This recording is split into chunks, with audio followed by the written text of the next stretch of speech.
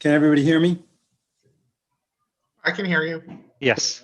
I couldn't hear you for a minute. It was my fault. Will, can you just let us know if you see any new members that we should officially welcome? I will. Give me 1 second and I'll be back to help.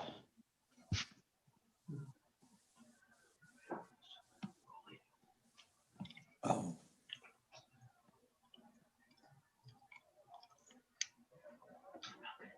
That's right. We have our new members here.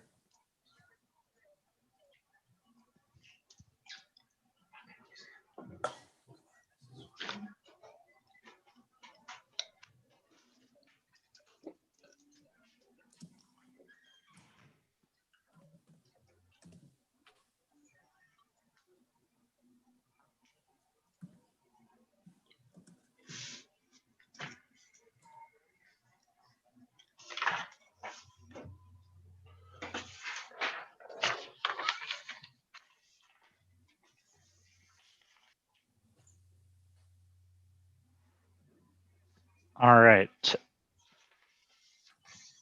You guys are ready to get started whenever you want. Okay. If you'd like me to lead off with the pre-meeting Why don't you do notes. There, go for it. Okay. Well, welcome everyone. If this is your first time joining us for one of our virtual committee meetings, you'll notice that everyone is muted and will remain muted throughout the meeting except for the committee co-chairs, Chuck Warren and Craig Lader, and presenters whenever we're on each individual item. Following each presentation, the co-chairs will call on members of the public wishing to speak. If you want to participate, you can do so by going to the reactions icon at the bottom of your screen and pressing the raise hand button. It's not the wave, it's not the thumbs up, those will disappear. Only press the raise hand button once. If you press it a second time, your hand will go back down. If you are calling in from the phone, it is *9 to raise your hand and *6 to unmute. Be on the lookout for a prompt asking you to confirm unmuting once the co-chairs call on you. The chat is available for technical support to help with the Zoom software. It is not to ask questions of the co-chairs or the presenters. They will never see those chats. If you're using an older version of Zoom, you'll need to go to the participants section where you'll find the raise hand feature there. And finally, please do not actually raise your physical hand or wave at the screen. It's likely that we will miss it and we will not actually get to call on you. So just remember the chat is there if you have any questions, and otherwise I'll hand it back over to Chuck and Craig to get the meeting going. Thank you. I'm Chuck Warren, and Craig Lader is my co-chair, and we'd like to welcome you to the June meeting of the Transportation Committee of Community Board 8. And first item on our agenda is a presentation from Sam Schwartz Engineering on the Queens Ribbon, pedestrian bicycle bridge that would connect Queens to Midtown Manhattan. Do we have people? Sam? All right. Welcome, Sam. Nice to see you. Can we unmute Sam? Okay. Can you now hear me? Yes. Yes. Okay. All right. Thank you very much for this invitation. By the way, 500 feet up in the air in Lower Manhattan, that's another bridge which doesn't exist. It's where Robert Moses proposed a bridge from Brooklyn to Lower Manhattan. Today I'm here as a private citizen. I represent no one other than myself and a few colleagues who got together when the lockdown began about a little over a year ago and decided we'd do some pro bono work. We did work on the subways and we did some work, which I'll show you tonight, the Queens Ribbon. And this is about a concept less than a plan. So keep that in mind because there is no particular location, even though we show a location. It is a concept as we go forward. And you'll see the team, maybe the next slide I think has the team. And this was a number of planners and engineers from my company. Again, we had some time to do pro bono work because work really slowed down a year ago.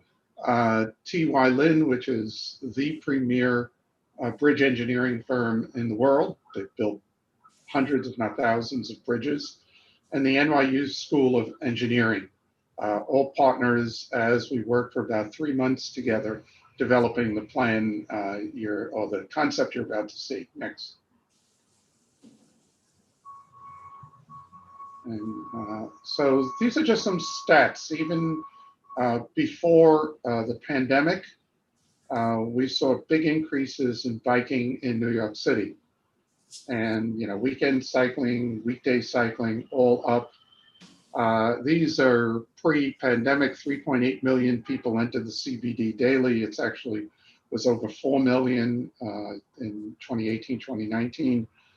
And overall, just 1% arrived by bike. And it's mostly north of 60th Street, 1.7% by bike. Across the East River, just 0.6% by bike. And across the Hudson River, 0, because you can't get across the Hudson River directly to the central business district, Manhattan South of 60th Street.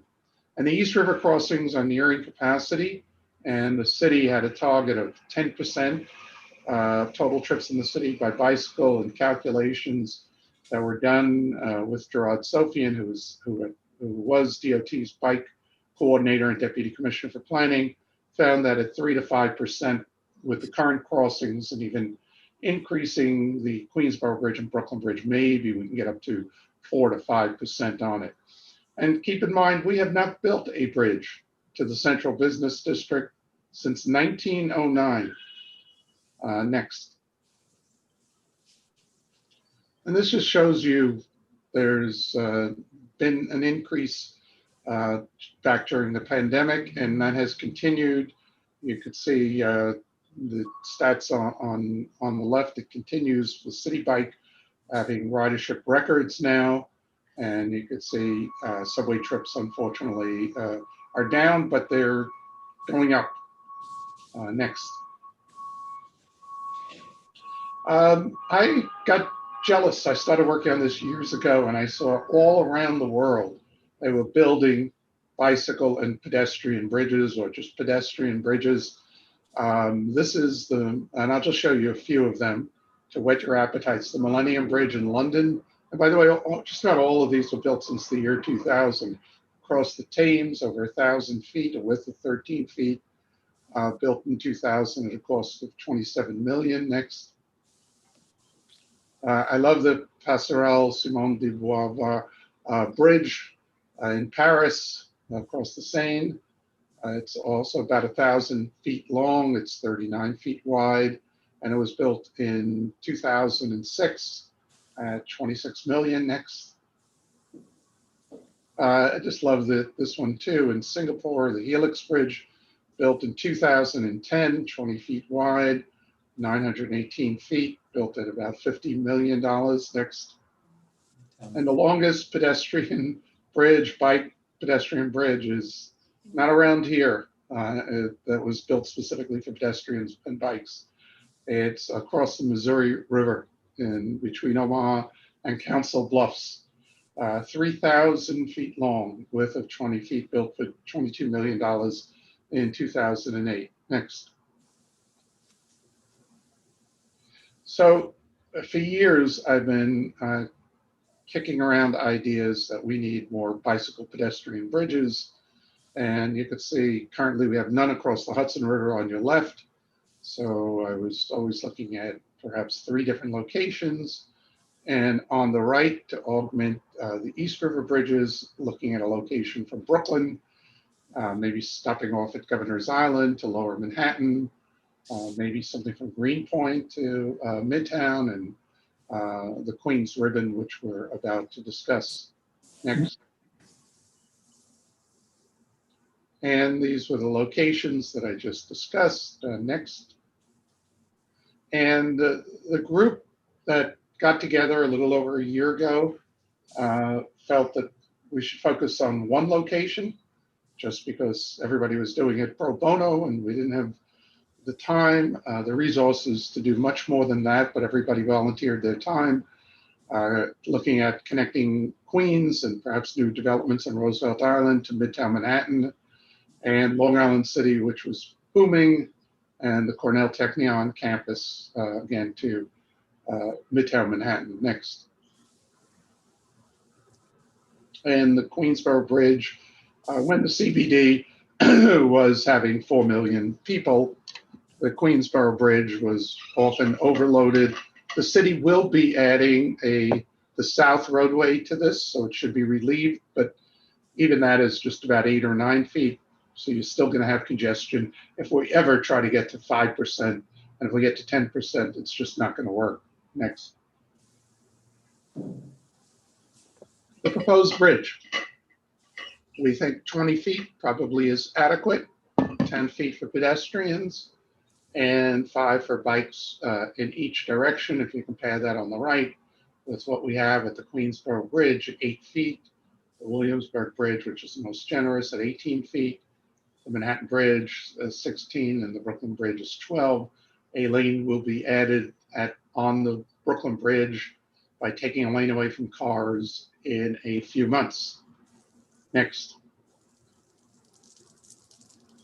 And this just gives you an idea of what it might look like as a suspension bridge.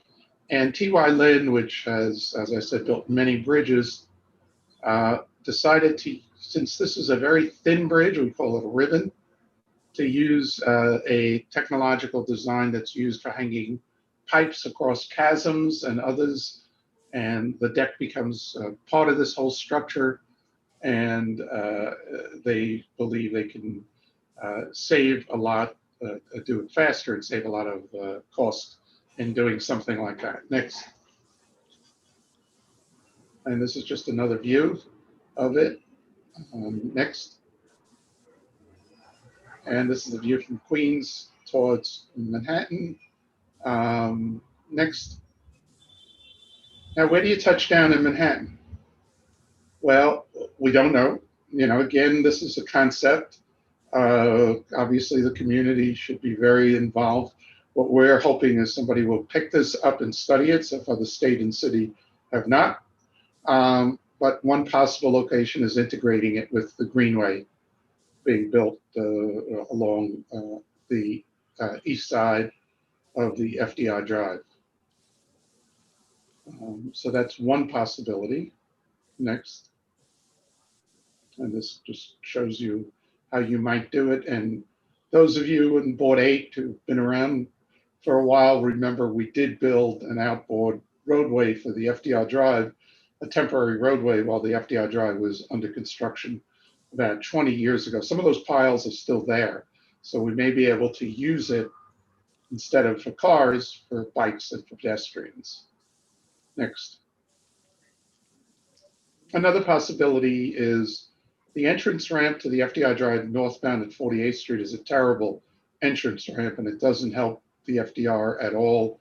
Causes more problems, causes some crashes, causes weaving, causes more congestion, and causes spillover onto streets because the FDR gets overloaded. It's a possibility as a possible touchdown location. Next. We don't know where it touched down in Queens. When we started thinking about this a few years ago, we were looking at Amazon, the Amazon site, when Amazon was still a potential builder, and thinking, what about a bridge that goes, right into buildings and then comes down to, grade level through that? And what a way to improve transportation from Midtown to Long Island City and vice versa. And another one that we looked at is not far is the Queensbridge Housing, which is the largest public housing project in the country. And imagine if you could walk from Queensbridge Housing to Midtown or take a bike ride right to Midtown Manhattan, how advantageous that would be. But it could also go south. It could go an earlier version. We had it going to Greenpoint, crossing Newtown Creek, which is the waterway that you see kind of in the lower right corner on this. Next. And I think that concludes it. The cost of the bridge itself has been estimated by T.Y. Lin at about $100 million. And depending upon touchdown locations, I would add 25 to 50 million. It could be more. But again, what we're talking about is concept here. What we're hoping is that there will be a push for the city, the state to study this. There's a tremendous amount of money coming forward. Already a big chunk of money in the American Rescue Plan is going for public ventures. And we think with the infrastructure bill that this certainly would be eligible for something like that. At this point, I'll conclude and happy to take any questions. Thank you, Sam. I think what we'd like to do now is see if there are any members of the public who would like to make any questions or have comments about the proposal here. Just a reminder, if you'd like to make a comment, go to the reactions button at the bottom of your screen and click the raise hand button there. Do you see any, do you see any people? Yeah, Paul Crickler. Okay, Paul, why don't we unmute Paul? Go ahead, Thank Paul. you very much. Thank you, Will. I just want to say good evening to you, Sam. Thank you so much for the presentation. I'll keep it brief. I think it's a fabulous idea. The idea of having a bridge without cars makes it a very pleasant experience. I think it's a lovely idea. Thank you, Sam. Well, that's great. Thank you, Paul. And I just showed you a couple of bridges that are being built, but so many cities around the United States are now building bicycle pedestrian bridges, car-free bridges. So we would be joining some pretty good company there. Thanks. Any, Judy Schneider, I think I see too. Yeah, Judy Schneider, go ahead. And Why- unmute. Hi, Sam. Hi, Judy. Is Sam, the caissons that were built out in the river for the repair of the FDR, those are the ones that remain are being used for the East Midtown Greenway, which is in the process of being built. So I think they already have their use. But that picture you showed of the bridge spanning from Queens over Roosevelt Island to New York, to Manhattan, is there a way from one of those arches for you to get down to Roosevelt Island? I know that was just a sketch, but I mean, is there a plan so that people from Roosevelt Island could get on it? Yeah, that's what I would hope. I would hope we would advance this. We looked at a couple of things. We didn't include them. You know, one is an elevator, as you may recall, the Queensborough Bridge and an elevator across the island.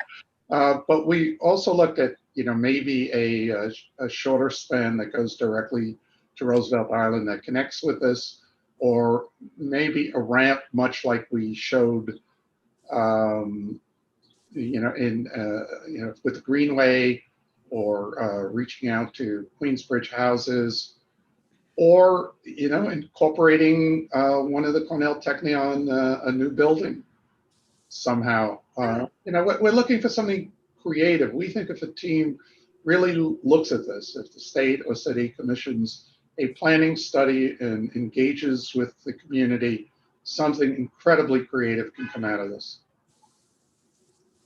Thank you. Thanks, Judy. Any other public comments that, Will, do you see anybody in the public? No. No. And a reminder, it's *6 on the phone if you'd like to make a comment. If not, we'll go to the board. If there's any public members who want to speak, then get to them. Alita, I think, is first. Can we unmute Alita Camp? Very brief. I think it's a fantastic idea. And I know that it's very preliminary, but I'm wondering if there could be, and I don't know what the technical term is, a seating area on the bridges so that you could sit right over the river, like on the High Line, the place that goes over 10th Avenue, and you could sit there and watch the traffic underneath, sitting on the water. There's no place else to be able to do that. So I don't know what is involved in building a bridge, but I just thought I'd throw in that idea because I think it would be lovely, one on the bicycle side and one on the pedestrian side. Thank you so much, Sam, for thinking about this creatively. Alita, thank you for bringing that up because yes, and I think we probably had some drawings that I didn't include here that showed an area where you can rest, where you could sit, and where you can enjoy the view. So that's a wonderful idea, Lita. Thanks. Thank you. Thanks, Alita. Rita Popper, I think, is next. Can we unmute Rita? Hi, Sam. Hi, It was a pleasure to work with you on the Second Avenue subway, and I hope to be able to do it again here. I have a question for you. How long, I think it's a fabulous idea. How long do you estimate the time to build the bridge? Well, to build a bridge is probably 2 to 3 years. To do the paperwork for the bridge is 5 to 7 years.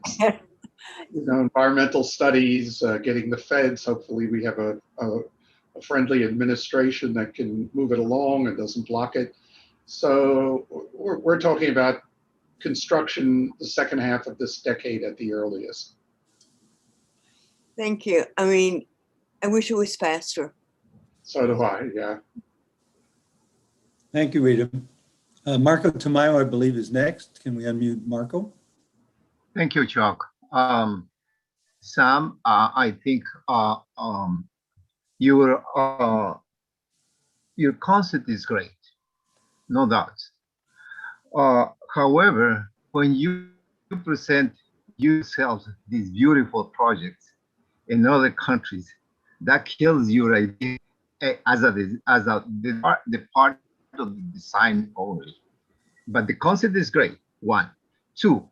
I think you should start going in the direction of to connect directly Roosevelt Island, because Roosevelt Island just create a pedestrian, a cycles bridge on the island to Queens.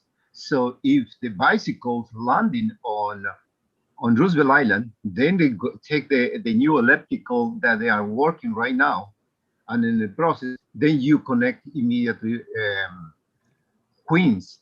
And I think that will be much less expensive and still do your ideas. And I think is another thing that I found it very interesting is that you start from the United Nations. I think makes a lot of sense. It makes it easier for you, easier for everybody. And I think that your idea is great. And the only thing is you should consider to landing on Roosevelt Island, because Roosevelt Island right now, they have a budget and they have the project to connect Roosevelt Island with Queens.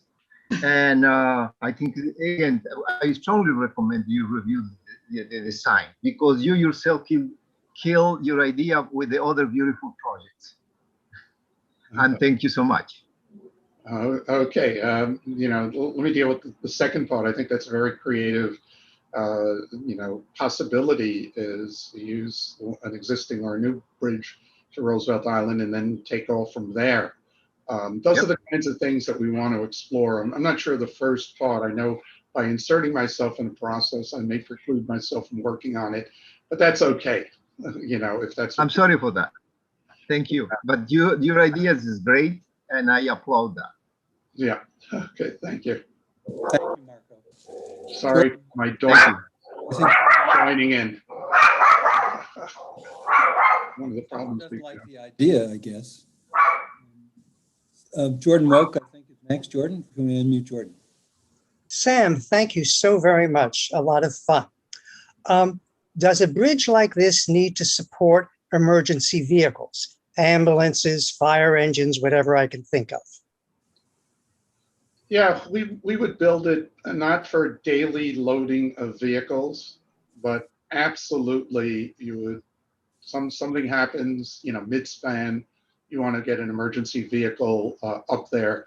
There are sometimes smaller emergency vehicles that go on pedestrian paths, but yes, I would say the calculation would be to include an emergency vehicle, maybe not a fire engine going across, the heaviest fire engines, but ambulances, police cars, if need be. Thank you. I noticed that there was no physical divider proposed between the bicycles and the pedestrians. Would you please comment on that? Yeah, no, we're in our design, and again, this is a concept, it would be flush. The divider that we show is a painted line. It might be a different texture for the pedestrians and the bike riders, but the way we envision it is as flush, no curb. Again, if that could change.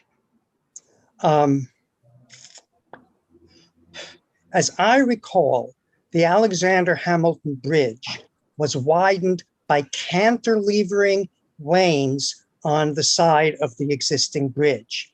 How about cantilevering something like this on the Queensborough Bridge itself? Sometimes, many years ago, 30 some odd years ago, I was in charge of the city's bridges. Anytime you try to touch one of the bridges and add something, it gets far more complicated, especially if it's asymmetrical loading on it. Do you do something on the outside of the Queensborough? So the Queensborough will have two bike lanes, a bike lane and a pedestrian way. Between the Queensborough and the Williamsburg Bridge, there are car lanes, the Queens Midtown Tunnel, but there are no bike lanes over that 3 or 4 miles, or pedestrian ways. I forget the numbers, but there's something like 60 some odd car lanes crossing the East River from the Triborough down, and just a handful of bicycle pedestrian ways. So some of this is about equity. It's also about a facility that people could use for free. Although Okay. in an early incarnation, I proposed charging bike riders, and I nearly got tarred and feathered by them. How about putting it on top of the existing structure? A fabulous thing was done with the bridge between Staten Island and Bayonne, in which they lowered and raised, and it went over. And I'm asking these questions because, to me, viewscape is very important. Mm-hmm. So to do that above the Queensborough Bridge, is that what you're suggesting, Jordan? For example, yes. Yeah. Again, anything is possible, but every time I looked at making some adjustments, I did look at the Queensborough. It did have at one time trolleys running above. It had a walkway above, so that might be possible. I don't know if DOT has looked at that. I know they're only looking at opening the south roadway, but there was a walkway that was, I believe, at least at the level of the upper roadway. Certainly worth looking at. Okay. And again, my issue is impact on the viewscape. Therefore, the closer that additional bridge would be to the Queensborough Bridge, and as much as it could match the height, then it becomes much less offensive. Well, good luck with this. I think that there's a demand. I think this is creative. I do hope that it can be made to have a very minimal impact on the viewscape. Again, thank you. Yeah, John, and when we call it a ribbon bridge, it almost disappears from various locations. T.Y. Lin did a little bit of a study on what it would look like from various locations, and the cables and other things almost disappear. Thank you, Jordan. I think, Sam, what you said about the bridges and particularly would pertain to the Queensborough Bridge, which is a historic bridge, and it would probably be even harder to do something with that bridge. I know Craig later, who's their co-chair, would like to say something. Well, I was going to say, let me let Peter speak first, and then I'll ask a few questions and provide some comments. Sam, this is awesome. Thanks so much. Since I was a little kid, I always wondered why there wasn't an easy way to actually get from Manhattan to Jersey by bike, since I was literally a little kid. So I would strongly recommend that you try and figure out if you can get this, because there's already ways to cross from Queens and Brooklyn by bridge. And obviously on the west side, it's really only the George Washington Bridge, which is really far uptown, at least for us on the Upper East Side. So I think this is awesome. We should, I don't know if we want a resolution on this, but this is great. I think obviously we have to think about where this would belong, but this is just 2 thumbs up. Great job. Great. I know Board 6 passed a resolution, Board 8 could, and then badger the new mayor. That's what we need. Exactly. Right. So I was actually going to note that Community Board 6 did pass a resolution. I believe it was in support of the concept. Mhm. I didn't know if we want to do something similar and whether we want to have language to request that DOT perform the planning study necessary to jumpstart this process. But Sam, I want to thank you. I agree with everyone. I think this is a wonderful idea. I was curious whether you gave any thought to connecting the northern part of Roosevelt Island with, say, Carl Schurz Park in the Hallett's Point area, where you could potentially create a ribbon connecting 3 parks, especially important to us, given that we have so little park space and open space within Community District 8. And then I know this is perhaps a little far-fetched at this point, but maybe in the future, we don't know. There is an effort to repurpose the Marine Transfer Station. Hopefully at some point in time, it's not needed, or our board has supported. I believe we've supported officially. It's not being used forever. But would there be any consideration given to figuring out how you could create connectivity, perhaps utilizing a repurposed marine transfer station as a potential landing point? So we didn't look north of the Queensborough because we were focusing on the central business district, how to get people in and out of the central business district and how to do it in more sustainable modes. But yeah, all those things are possible. Anytime you have a tall building and you have something that's out in the river, like the marine transfer, it makes building the bridge so much easier if your landing is somewhere at the top of that building. It would be cheaper, it'll be faster, and you could figure out a way to get people down more easily. So Craig made a suggestion, what do people think about having a resolution in support, since it seems like a really terrific concept? Is there anybody who would like to propose something like that? I see a few hands. Marco, I saw Marco first. You want to? Thank you, Chuck. I would like to propose a motion to accept the concept of the idea, and then obviously it has to work it out with different choices that we have in the future. Sure. The concept is great. Okay. Thank you. I don't. Somebody else is going to second. Yes. Just put the thumbs up sign or the reaction sign, or I'll call on Rebecca Dangor if she would like. Why don't we unmute Rebecca? Rebecca, you can unmute.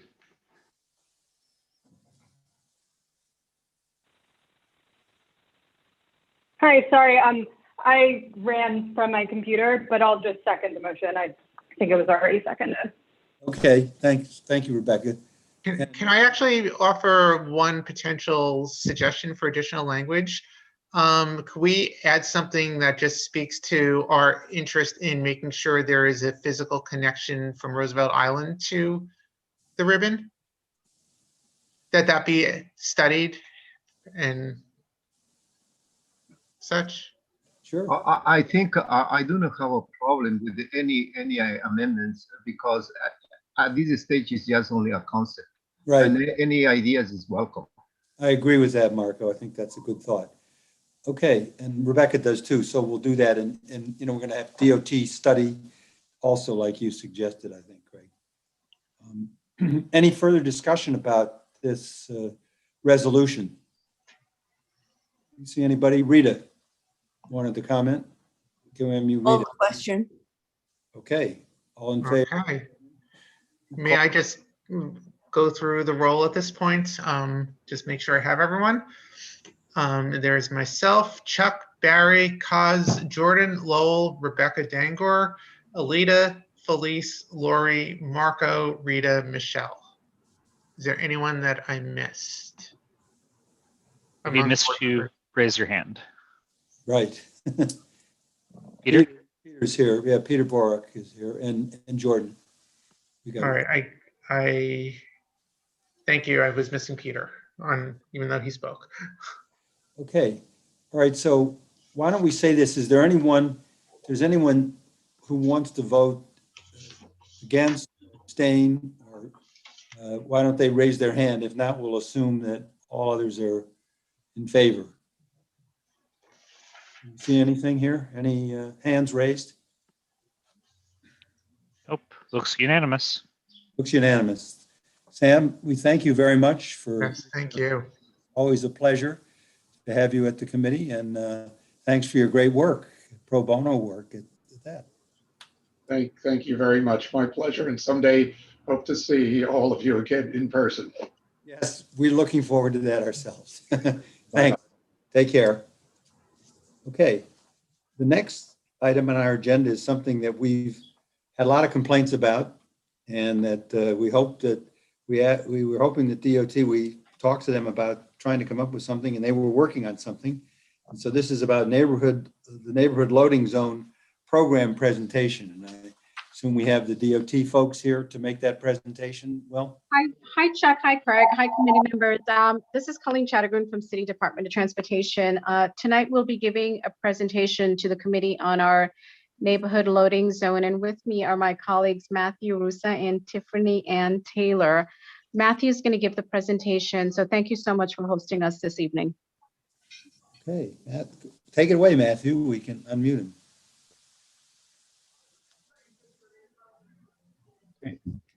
Good afternoon. Thank you. Thank you, Chuck. Thank you, everybody. I just want to make sure everybody can see my screen. Yes, we can. Great.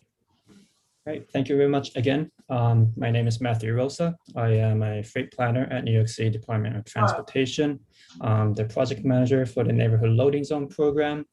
And this evening, I would like to give a brief overview of the Neighborhood Loading Zone program, as well as how we want to expand the program moving forward this year.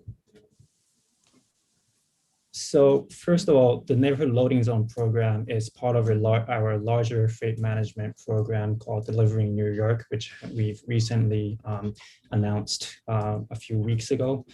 This is a citywide program to manage freight movements within New York City for a more safer, sustainable, and equitable, as well as efficient last mile freight delivery system.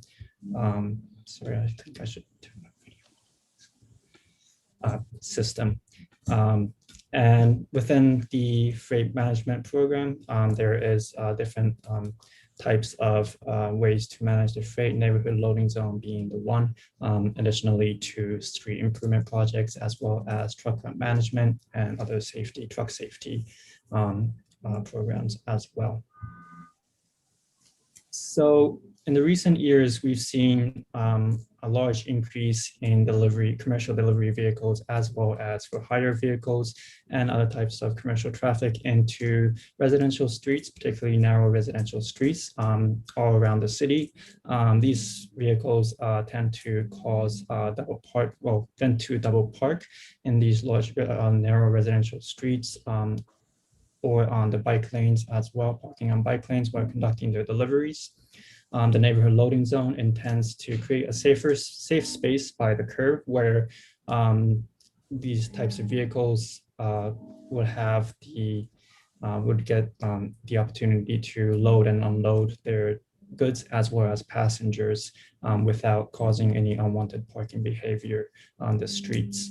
Our target users not only include commercial delivery vehicles and for hire vehicles, but also intend the use of personal passenger vehicles, dropping off groceries or dropping off their passengers before going to find a parking spot.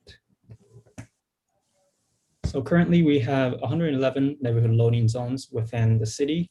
The neighborhood loading zone program started as a one-year observation program back in summer of 2019, where we tested out 62 different types of neighborhood loading zones in 10 different corridors. After our one-year observation period, we have expanded the program by adding 49 additional neighborhood loading zones in 18 different corridors, in the winter of 2020 and 2021.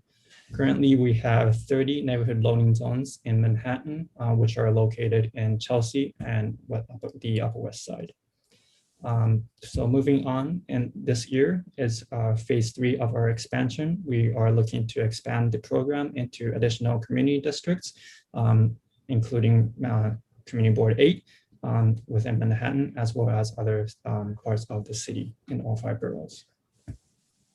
So quick overview of what the Neighborhood Loading Zone Program consists of. The Neighborhood Loading Zone Program is a no parking regulation, mostly Monday to Friday, 7 a.m. to 7 p.m. We do have different time frames depending on the neighborhoods and accommodating for the needs of the neighborhoods.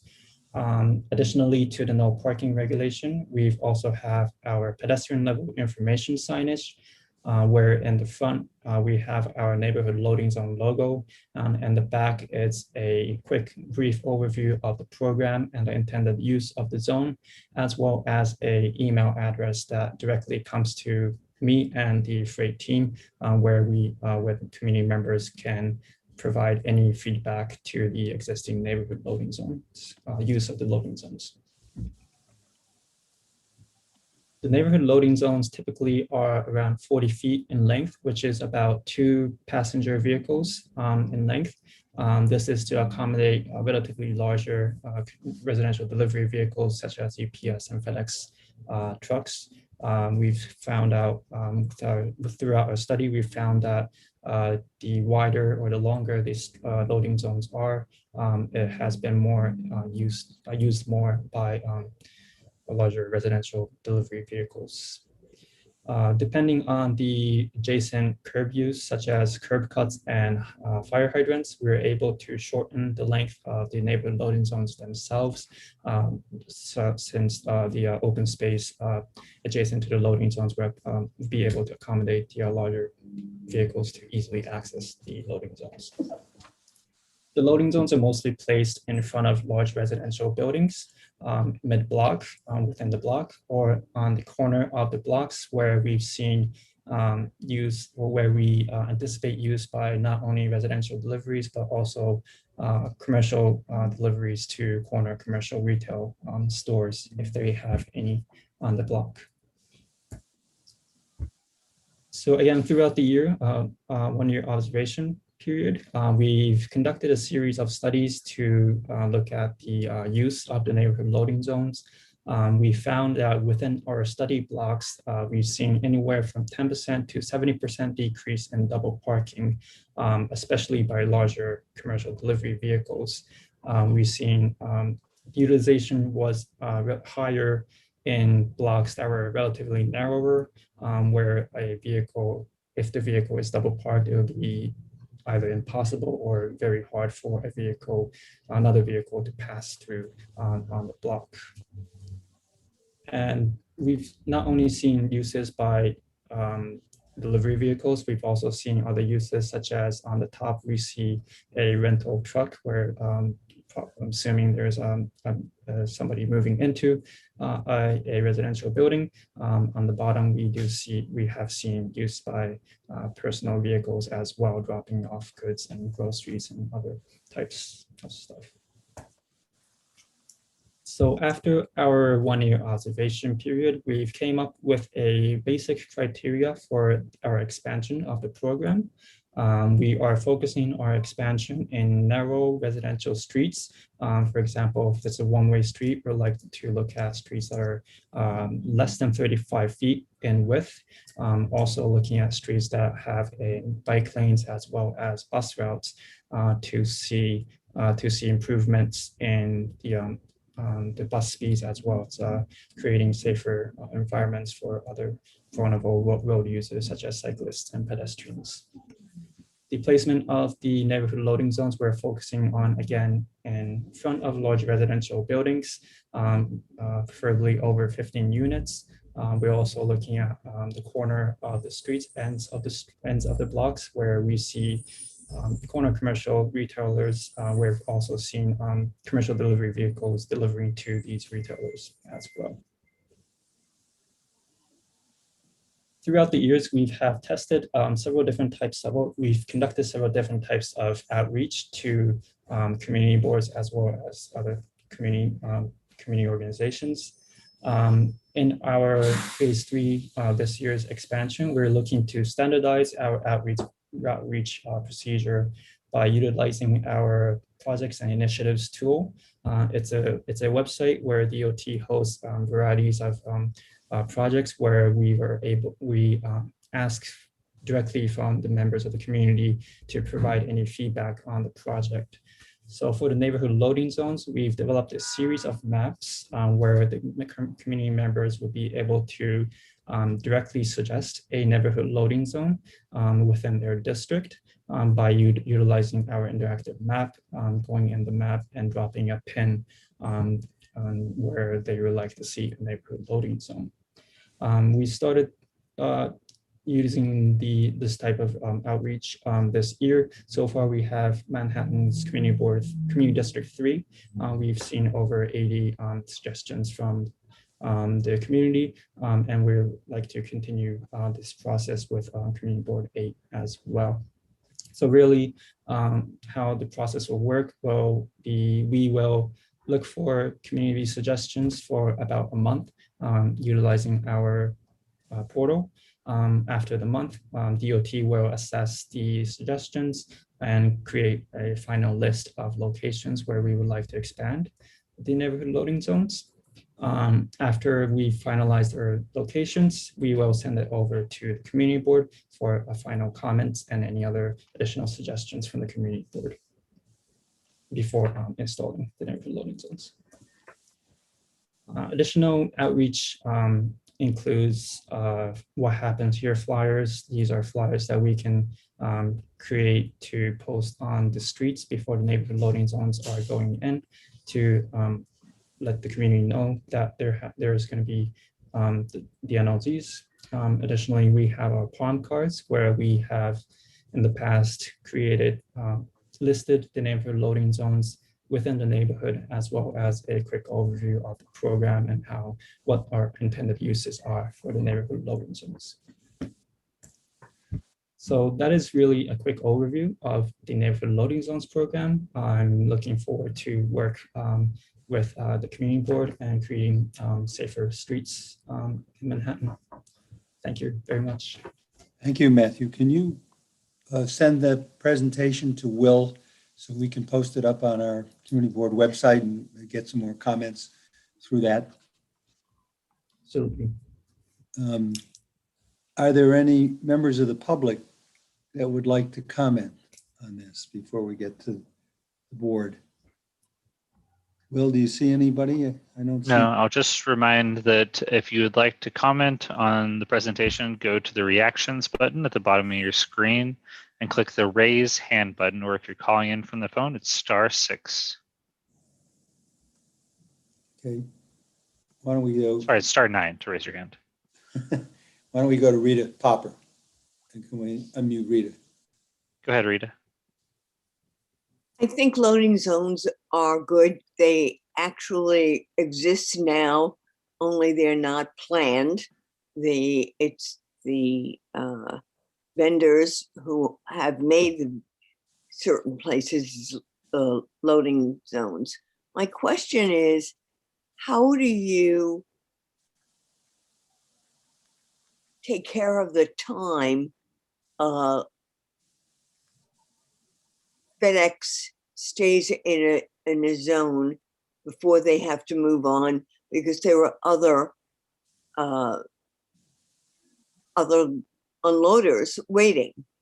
I'm concerned that somebody gets into that loading zone and stays there and leaves out, it's a first come first basis, and that you're leaving out, you're exacerbating what we already have now, in as much as that then people will just take loaders will take what they want. So how are you going to manage the time of each person in the loading zone? Yes, thank you, Rita. That's a very good question. So the neighborhood loading zones currently are does not have a time limit, as I've mentioned, as you know, and we've left it open to really accommodate for different types of uses, not only for quick deliveries, but it might be depending on the types of deliveries, types of uses. There may be different types of different timeframes that the loading zone is required, the use is required in the loading zone. Really, so far we haven't seen, within the studies, we haven't seen a vehicle take up very long, a lot of time within the neighborhood loading zones. The neighborhood loading zones that really we've seen that has been working, we've seen high vehicle turnover rate for each neighborhood loading zones from anywhere from 3 vehicles to 5 vehicles an hour. So far we haven't we have definitely discussed about the time limits within the neighborhood loading zones, but so far we haven't really came to a changing the regulations to accommodate a time limit for each loading zones.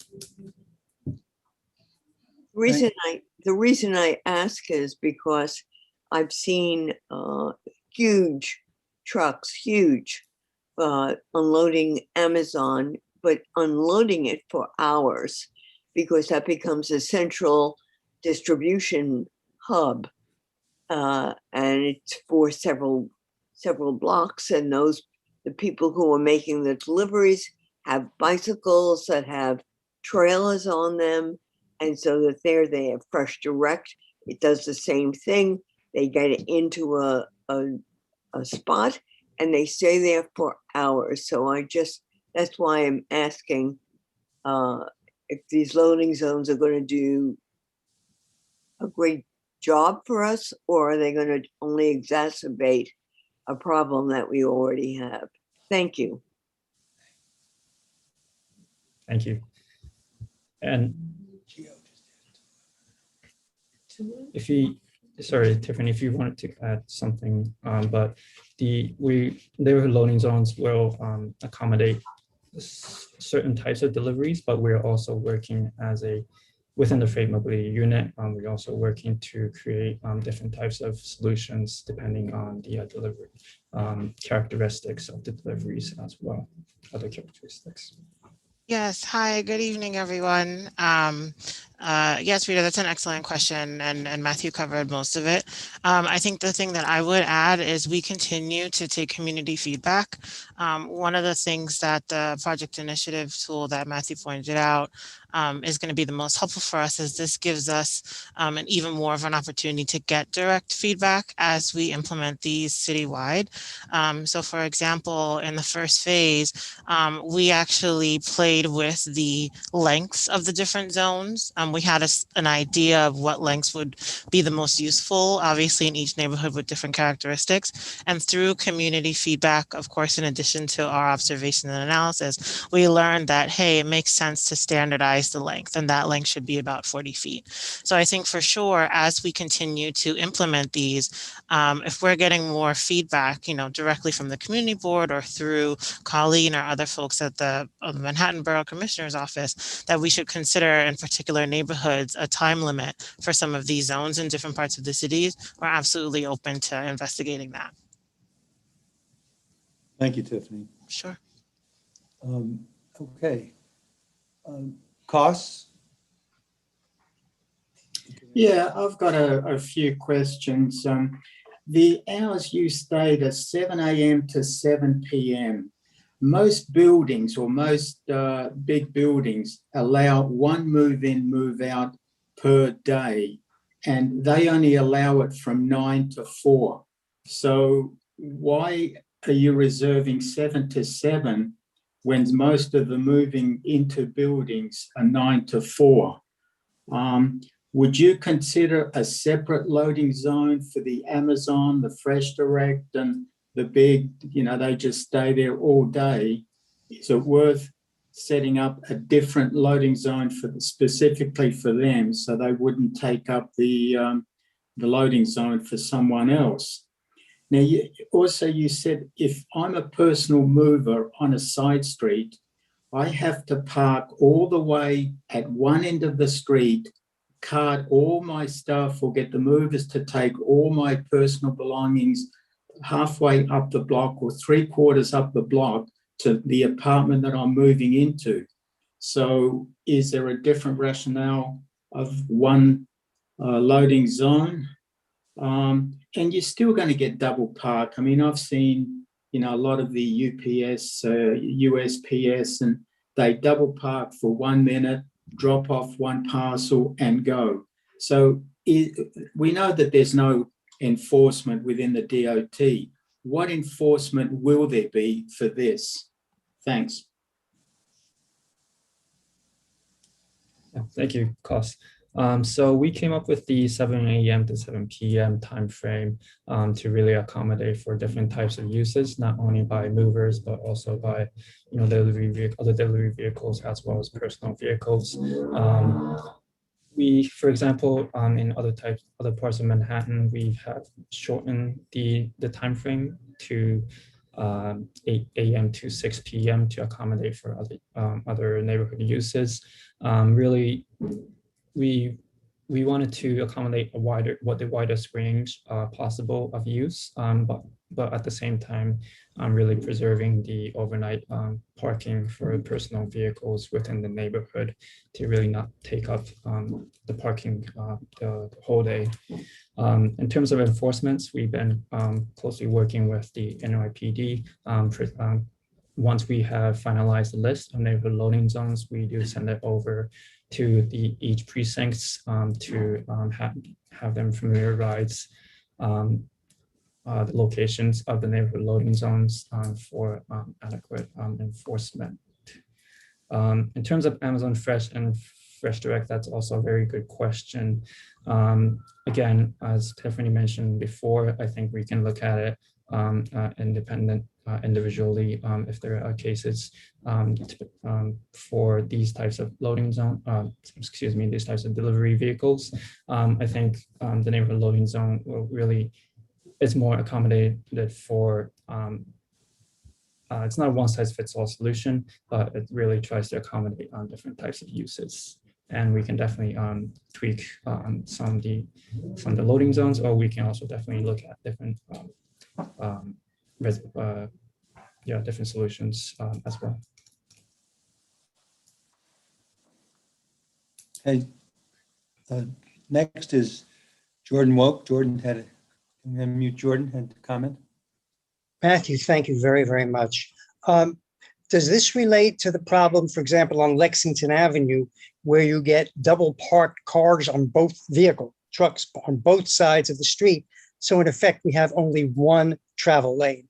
Does this relate to that problem? And if so, how? Thank you, Jordan. So the neighborhood loading zone program really currently focuses on residential streets. So we're probably envisioning more of the side streets within the community districts. Depending on the type of streets, there are different types of regulations that we can explore to really address some of the issues that may be happening in larger commercial corridors. But this is, if there is a specific location, again, we can definitely probably take a look at it on each basis as well.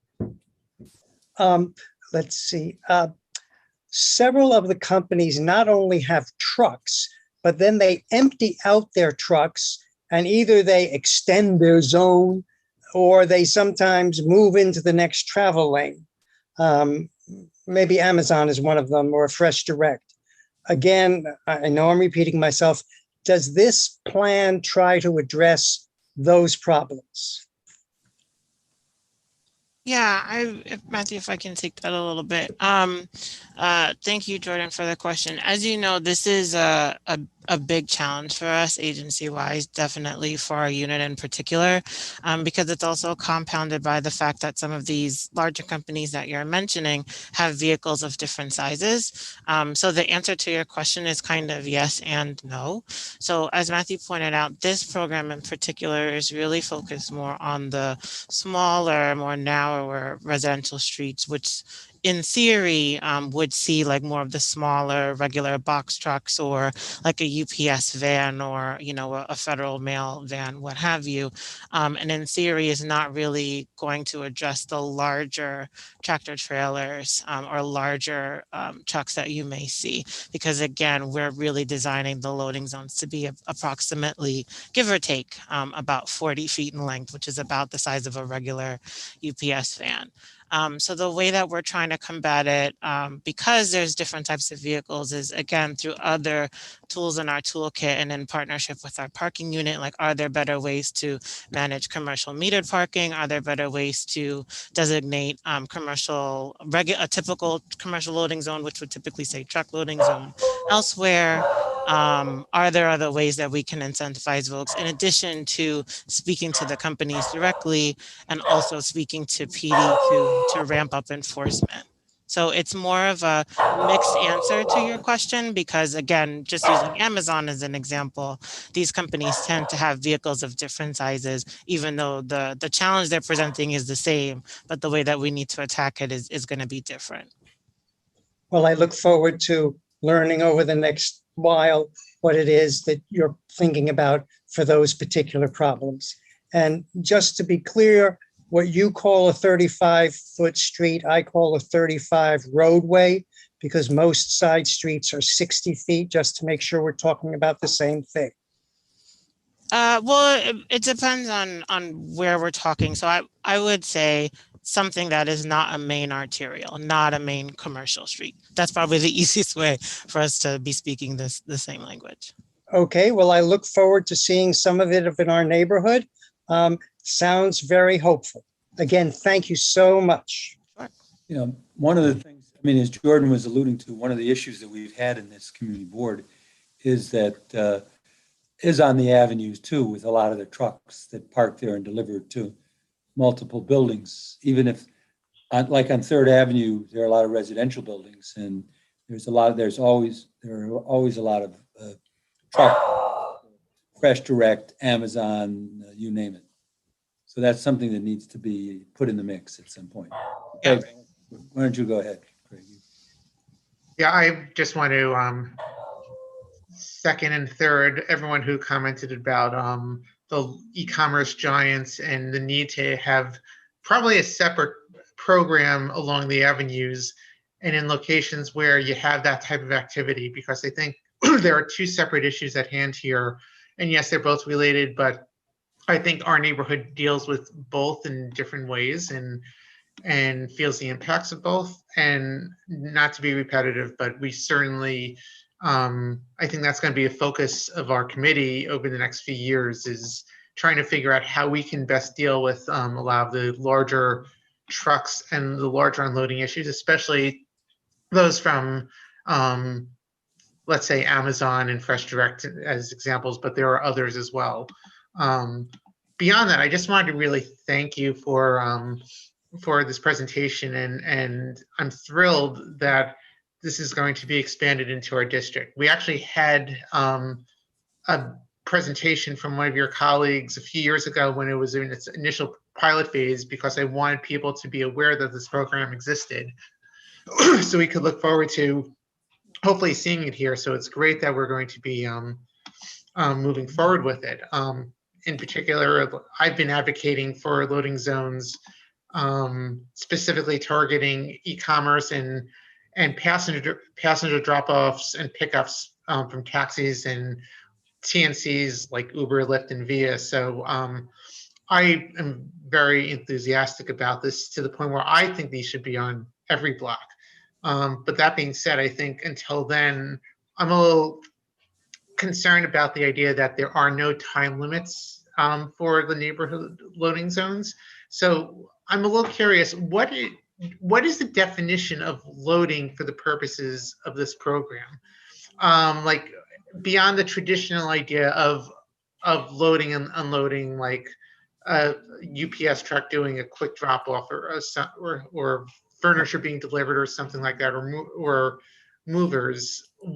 You mentioned, I think, that this is something that individuals would be able to take advantage of. What would that mean, and how would we know that what's a reasonable and permissible purpose for using it? Yeah, sure. Thank you, Craig. So the neighborhood loading zones, again, are no parking regulations. No parking regulation allows for expeditious pick up and drop off of goods and passengers, both goods and passengers.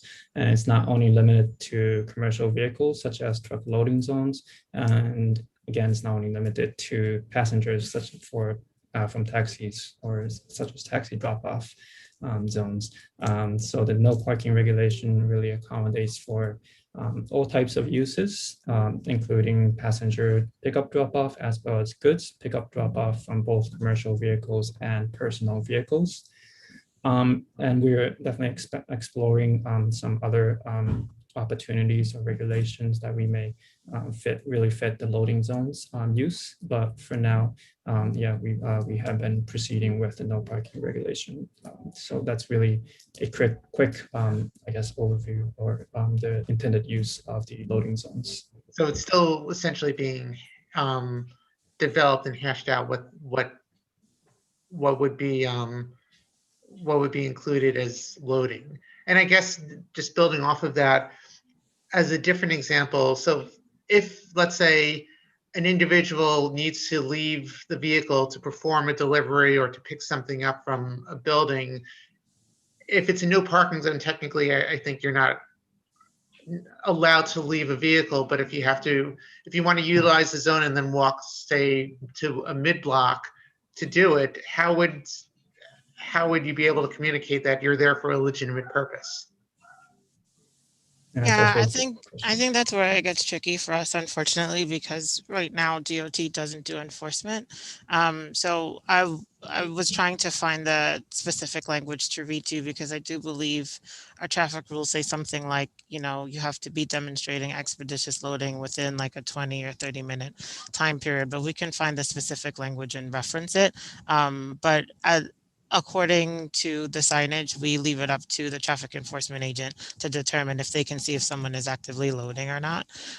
We definitely hear you on the time concern. That is a critique that we have gotten from other neighborhoods as well. So it's something that we're taking seriously. And again, I would invite you to, provide that feedback to us, either directly through Colleen or through the website as well, so that we can start to pinpoint where it makes sense, if it makes sense to implement time limits for loading. All right, very good. And something else we've talked about over the past few years, how would neighborhood loading zones be cleaned by sweepers if there are no street sweeping hours posted? I know we've seen this elsewhere in our community where we have certain stretches where we've had residents complain that the streets haven't been cleared where there are no actual street cleaning regulations in place. That's actually a really good question. I'd have to say, Matthew, I don't think that question has come up for us yet, right? Yeah, I think it's the first time. That's a very good question.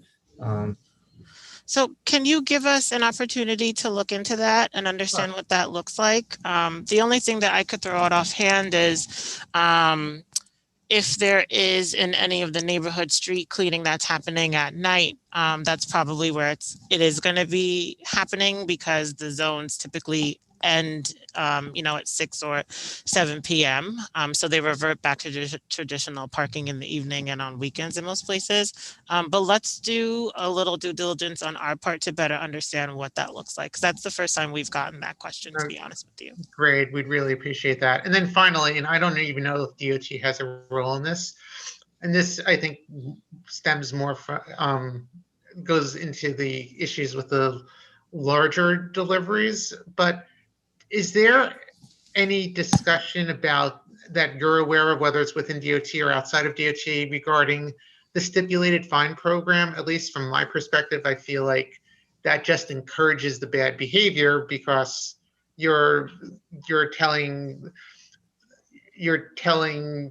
truckers they can, and companies, they can just violate parking rules and create congestion, and they're not going to be fined extra because they're being essentially given permission to do it.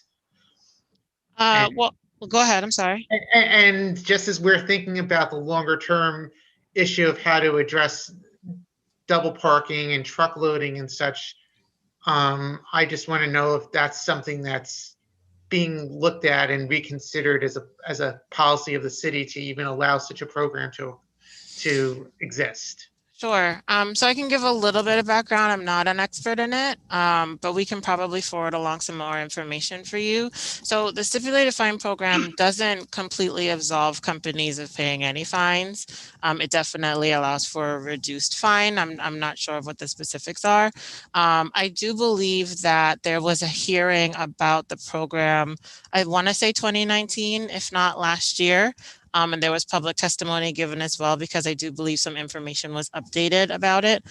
We can find, I'm sure it's public record, we can find a link and forward it to you, because that would be the most up-to-date information.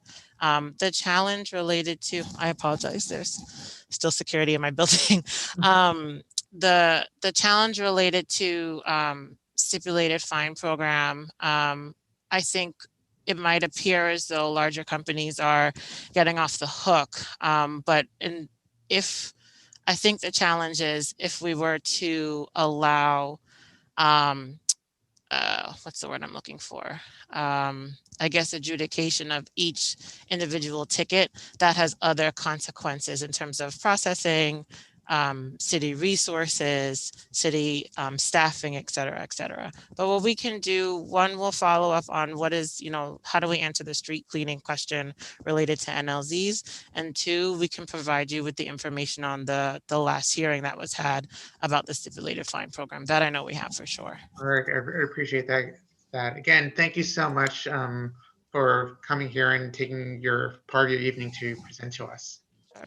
I think we have a question or comment from Marco Tamayo. Can we unmute Marco? Oh, thank you, Chuck. This area, it will be a paid area or free?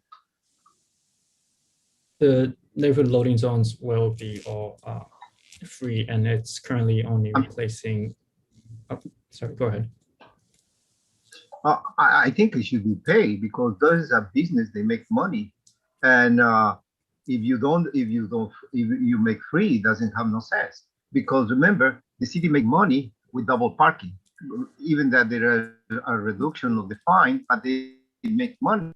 So now they offer a solution, but you're gonna lose that money, and so we have to create something, because the problem is gonna be these people is gonna be forever. So if you pay. So now you have another way to stop the abuse of the zones.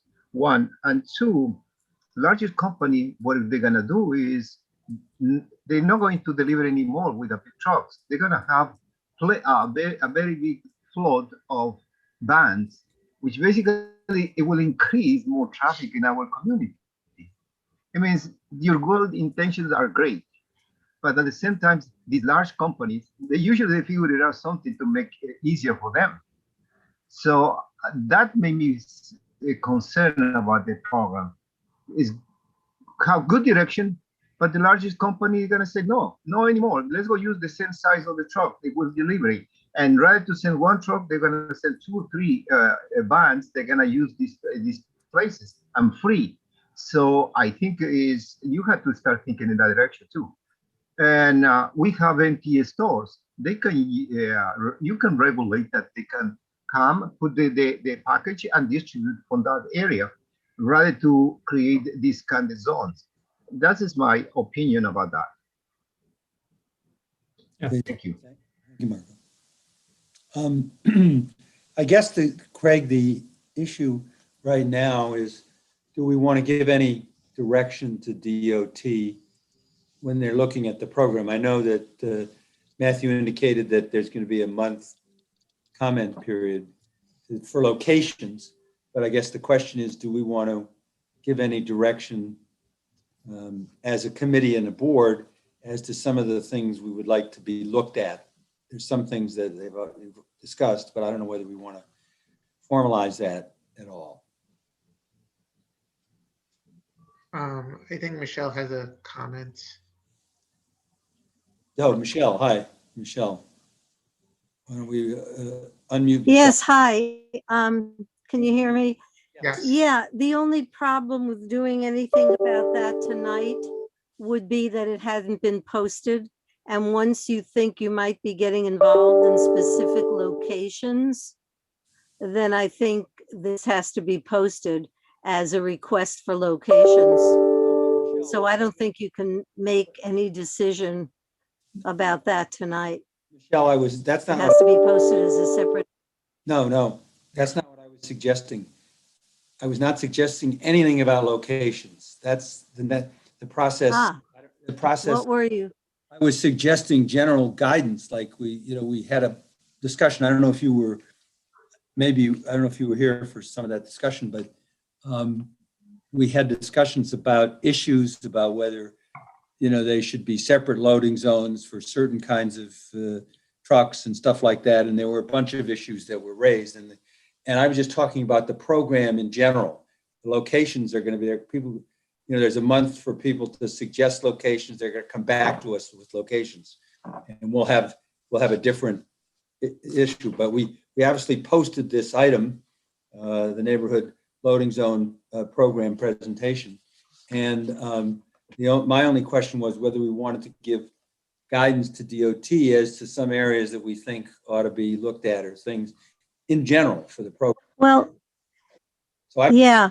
Well, if I can say, it sounds like this particular program is targeted for residential side streets, and they've pretty well made the decision that these zones would be approximately 40 feet. And I think that's the feedback they're looking for tonight. As to whether or not there should be additional, before I would go on to talking about additional places and locations and types of trucks and fines and not fines and costs and all that, I would wait to see how this turns out in our district, because based on what we choose and what they choose and how the program is working, I think that information would be invaluable for us to make our decision as to what the next step would be. I think it's a little too much to talk about the avenues and various different loading zones. In other words, I think we're combining two programs, and then we won't have the benefit of seeing what the implementation did of program 1 before we go on to make a decision on program 2. So from my point of view, I would take this information tonight, and whatever the co-chairs want to do, if you want to put on the agenda a location request, or however you want to do it. But I think we should just take this at its face today and not take it any further until we get some additional feedback. Okay, Koss, I know. Thank you, Michelle. Koss has his. Yeah, this is supposed to be for the residential neighborhoods, correct? Primarily, yes. Yes. So does that mean that we're going to have a 35, 40 foot in each block? So let's take 80th Street. Are we going to have one between 5th and Madison and Park and Lex? Are we going to have one? No, we're not declaring that there should be one on each block. What we've done with this presentation is present the opportunity for folks to give additional feedback based on your expertise in living in your neighborhoods. And this is not to replace any other of the parking tools that we have. So we still do commercial metered parking in some areas. We still do, traditional signage of truck loading zones. Those will still exist, but this program is not mandating that there is a neighborhood loading zone on every block.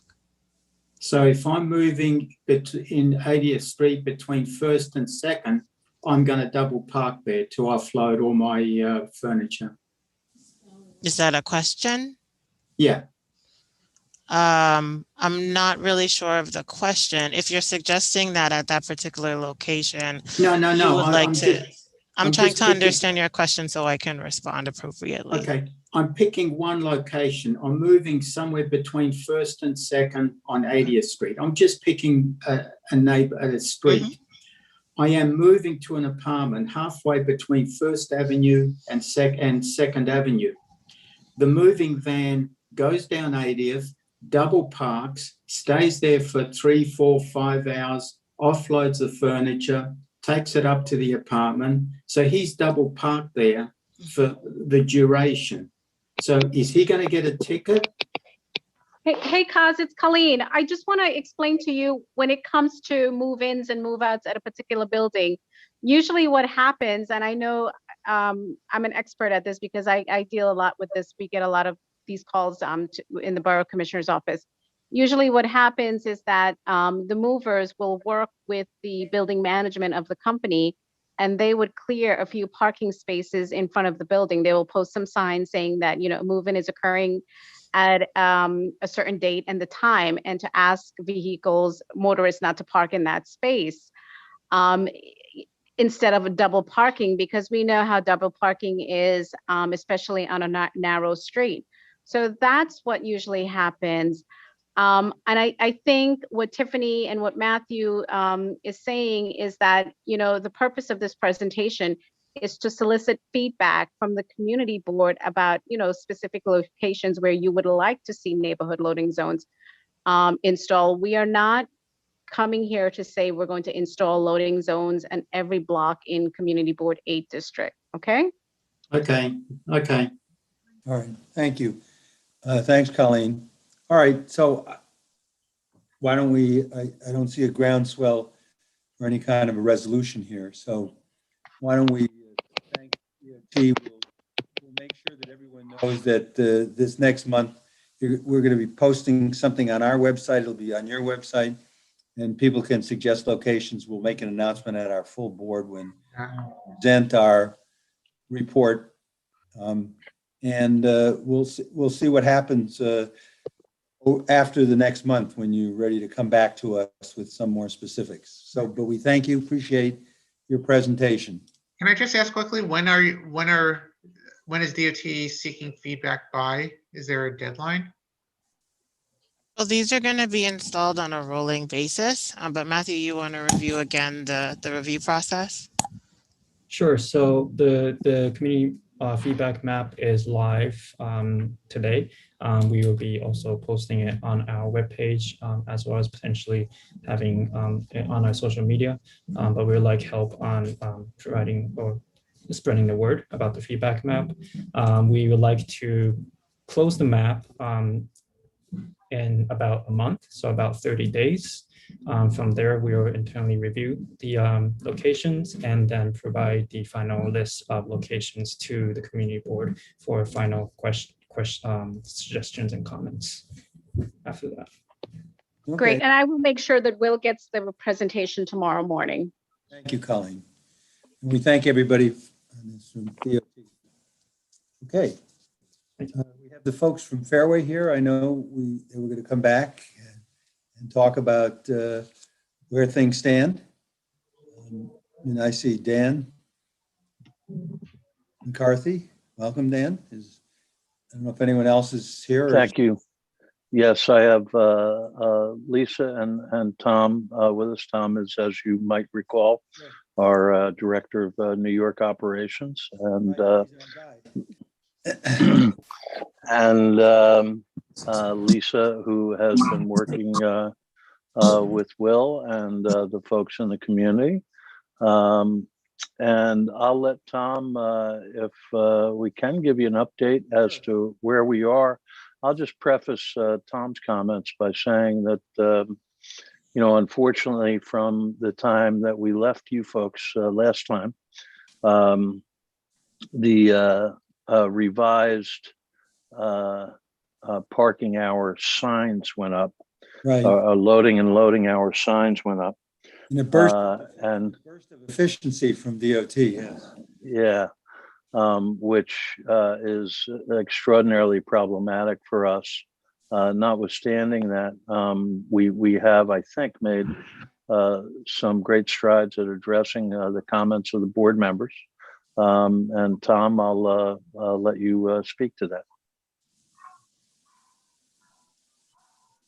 Great. Thank you, Dan. Hey, everybody. How are you tonight? Sorry, I'm a little mobile tonight. I was at another meeting as well. But let me take you through everything we've done over the last month. It's been quite a bit of progress. I'll start with the first issue we talked about was forklifts. The fact that we had 4 forklifts outside, we reduced them to 1. So 3 forklifts are now out of the building. There's only 1 forklift that's in use. And I'll go through the whole list and you guys could ask questions because there's quite a bit here that we made accomplishments on. I talked about last time the possibility of getting a counterbalance machine, which is a device that would eliminate the last forklift. We just received that yesterday. We're in the process of testing it. We don't know if it'll work with the concrete. If it does, then we're going to be able to eliminate the last one, but that's to be determined. But again, reduce 75% of our forklifts. The real big win over the last month was moving our Wakefront truck. And if you remember, I had spoke about roughly 33% of our goods come from Wakefront distributor.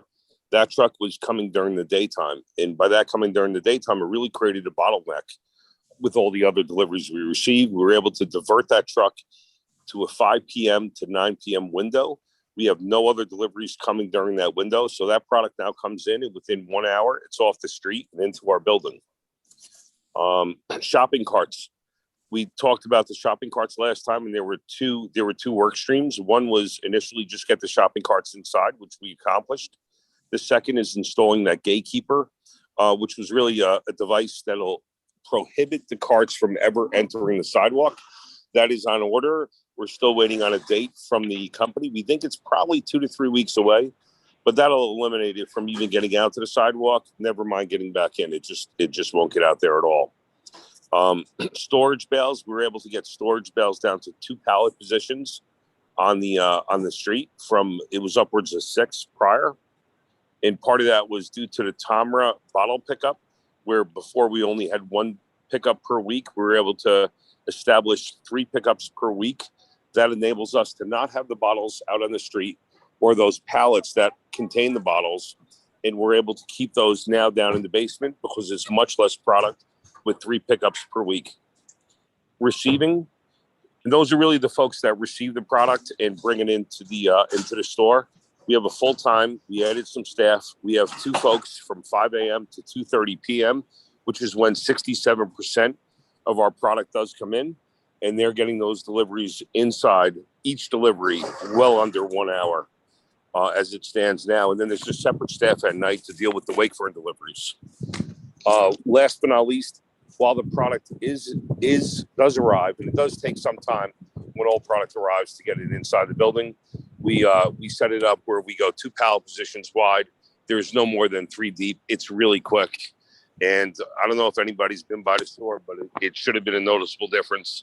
I've been by there, taken several pictures, tried to understand what accomplishments we were making. And I think we made a lot of progress on all fronts. And those are really the updates from last time. And I'll open it up for questions from the board.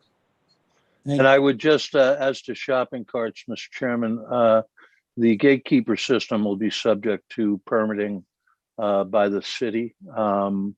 So that's the only thing that could hold up the installation of that permanent solution. Good. Did I see Rita? I don't know, does anyone from the public want to make a comment first, I should ask?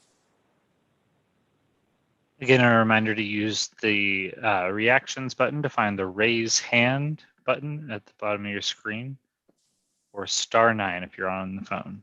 Do you see anybody from the public? Will? No. So I thought I saw Rita pop her hand up first. Rita, is your hand still up? Hi, Tom. Thank you for that presentation, and thank you for all the work that you're doing. It really sounds like you're addressing the problem.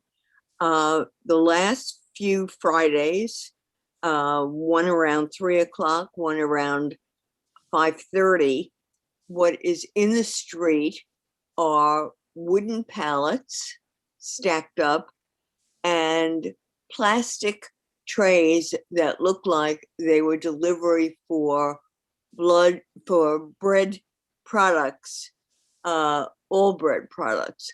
And they're just stacked up and they're on the sidewalk. Is there anything that you could, I mean, you should be able to do something about it. I don't know whether these trays belong to you. I don't know if the pallets belong to you. It was neatly, but it's stacked high. And I sent in pictures to the chair and co-chair of this committee. So I don't know if you've addressed that. If you haven't, what do you have planned for it? Thank you. Will, could you unmute Tom, please? Yeah, of course. Tom, go ahead. Perfect. Thank you, Will.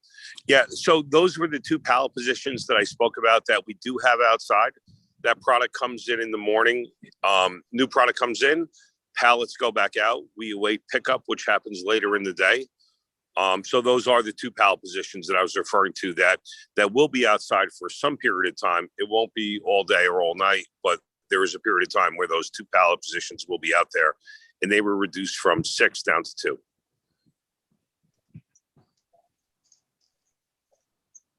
What about the plastic trays? Yeah, that was one of the two. One of the two is the plastic totes that send our fresh product in, and the other was the wooden pallets. Thank you. Okay, Michelle Birnbaum, can we unmute Michelle? Yes, thank you, Fairway. Thank you all very, very much for being so responsive.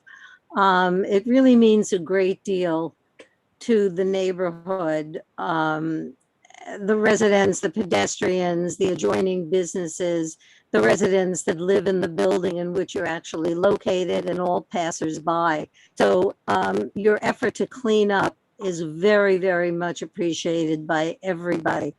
Yes, the pallets, the wooden pallets were the ones I specifically saw. They were stacked against the building, but I saw them about 6 or more high. You're saying that's now reduced down to 2. Just a question that I'd like to understand. When merchandise is on the pallets and the pallets are unloaded, do those pallets get returned to the truck? In other words, does the truck bring and take back pallets, keep them for loading, and then take them back empty? Or do you as a store on the premises keep the pallets? No, to answer your question, they do. So we receive product. We then unload the product, create these wooden pallets that are empty. We bring them back outside and they do get picked up. Yes, they get returned. Okay, so they get returned and they're kept on the truck, but that truck that does the unloading then pulls away, and then another comes back later, or another truck comes back later to take the pallets. In other words, I'm trying to understand the process. Does the product get unloaded? You take it in store, and then you put the pallet back on the truck? Or does the product get unloaded from the pallet, you take it into the store, and the pallet remains outside until another truck picks it up? Yeah, basically. Which is so the process? Yeah, no, If either. absolutely. So the truck comes in, and let's say it's the Wakefern truck, because there's all different types of pallets or trucks. So the Wakefern truck will come in between 5 and 9 p.m. We'll bring that product inside the building.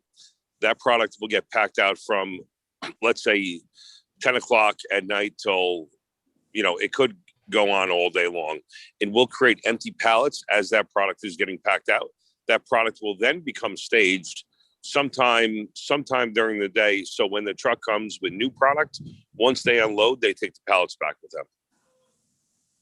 I see. Let me ask you one other thing about the 5 p.m. to 9 p.m. unloading, which of course is a good idea because it takes the burden off the middle of the day.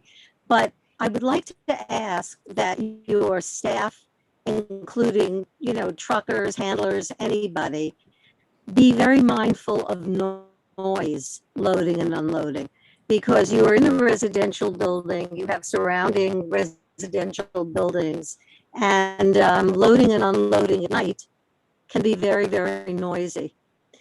So I would ask that you talk to your people about that, for them to be mindful of the sounds they're making, and that they don't toss the pallets down on the street, or they don't toss unbreakable merchandise that land with a thud, that kind of thing. And I would request the same discussion of your garbage pickup.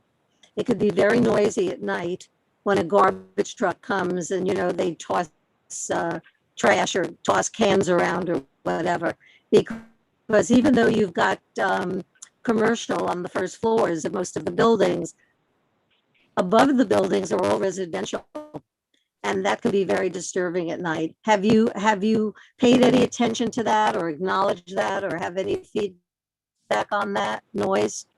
Yeah, I got to tell you, we are not tossing product around because we don't want to damage our own product. There is a normal amount of noise that happens with unloading and loading trucks. We don't condone extra noise. We do talk to them about extra noise. We certainly don't want to toss product around. So we'll look at it again, but we're pretty mindful of that in a very important way, because that's also our profit, not just the noise. Good. And Okay, that yeah. also includes people talking, or shouting to each other, or can you get this, can you get that, even if you're not tossing products. So you've been very responsive. We've pointed out our concerns. You've been very responsive to those concerns, and I thank you very much. I would still, however, ask that we need to follow this for a while. In other words, this is not yet over. So I think we need to follow it, and I would ask, I know you're expecting some equipment within the month, and that you're going to see how that goes with the carts and whatever. And so I would ask, if it's okay with the co-chairs, that you do come back next month for an additional report. But for what you've done so far, I thank you very, very much. You're welcome. And Mr. Chair, co-chairs, we certainly would be happy to come back and report to this board and be responsive to this board whenever the board would like us to come and come before this committee, whether it's every month or as things come up. But the current regulation on the loading and unloading is untenable for us. And prevents us from having an orderly operation of our business. We're trying to demonstrate that we are good neighbors and we're good corporate citizens.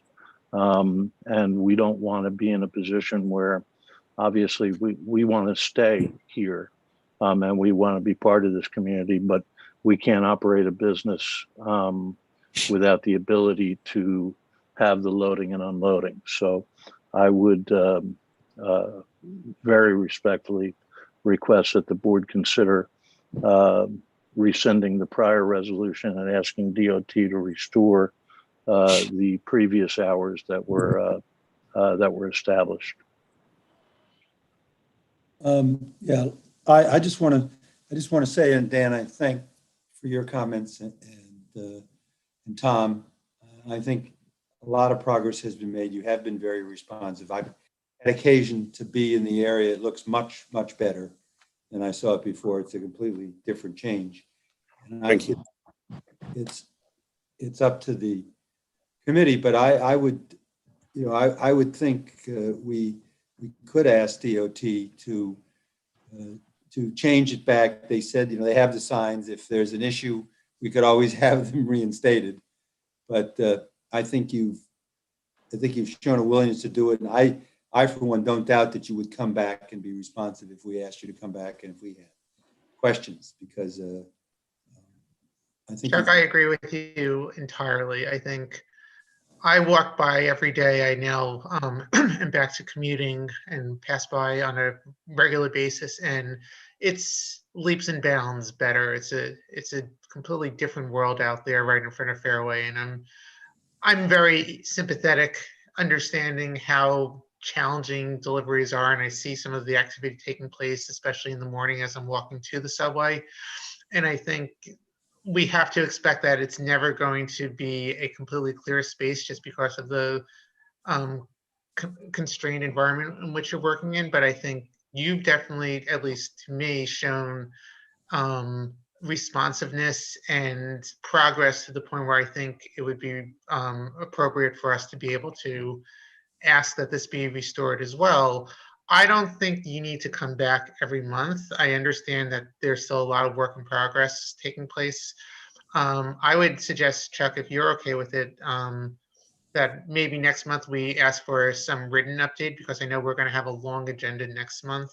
And maybe in the fall we can have them come back. Sure. Yeah. No, absolutely. I think that makes sense.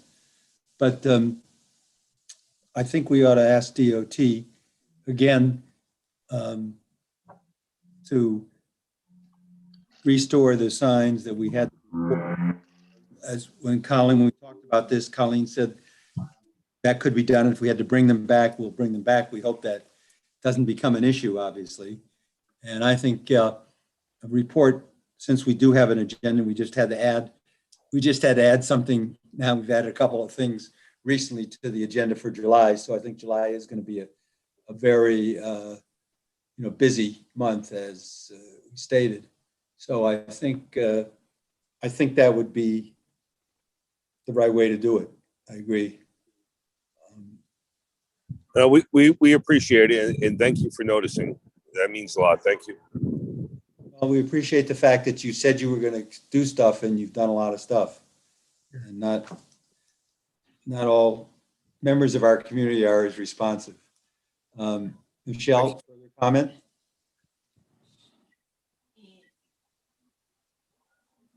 Can we unmute Michelle?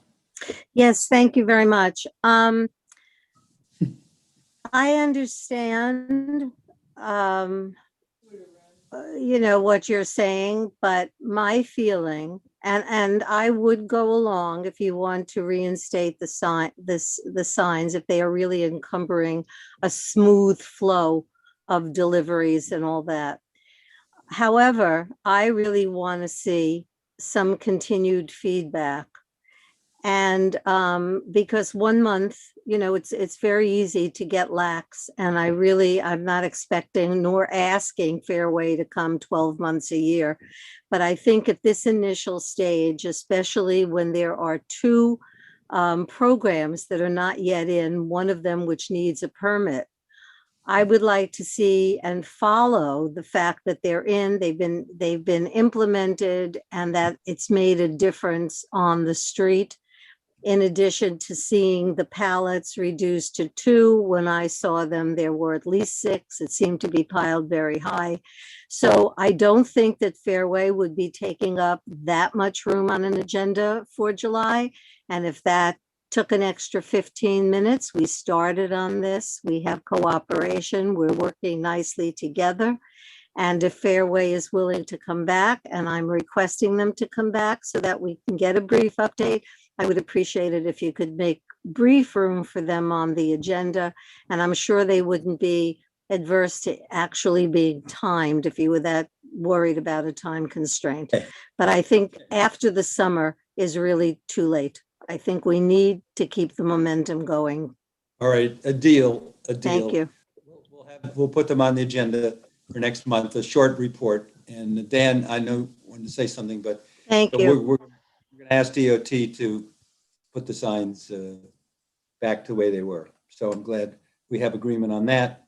And Dan, do you want to make a comment? I just wanted to assure the board we've had an open line of communication with Will, who has been extraordinarily helpful and open with us about the concerns of the board. And it doesn't have to wait for a meeting. I don't know what your process is internally, but certainly anytime during the month that something occurs, you can reach out to us directly or through Will, and we will be responsive. Thank you, Dan. We appreciate that. But, the way we like to work is generally have the whole committee, be on it. That's why Michelle's suggesting, coming back. Sure. And talk to the group, and I think it's better that way. But again, we thank you for the work that you have done and are going to be doing. And I would just say, I think we should probably get a resolution in order to formalize this. Sure. Before Fairway leaves. And I was going to just suggest, if we're going to have Fairway back next month, maybe as a courtesy to them, given that it's the third month in a row and we've gotten a late start with them, maybe we could put them at the front of the agenda and have that handled immediately. Yeah, that's going to be, it'll be a short, it could be a quick report in the beginning. I agree with that. Yeah. Why don't we, Michelle, thumbs up. Thank you, Michelle. Can we have a resolution then to that regard? Is there anybody who?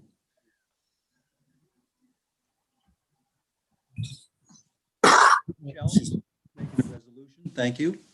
And is there a second? Can somebody thumbs up for a second there? Alita.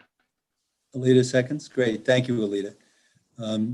So anyone who was against or wants to abstain from this resolution, please raise your hand. If not, we'll consider it that everyone else is in favor.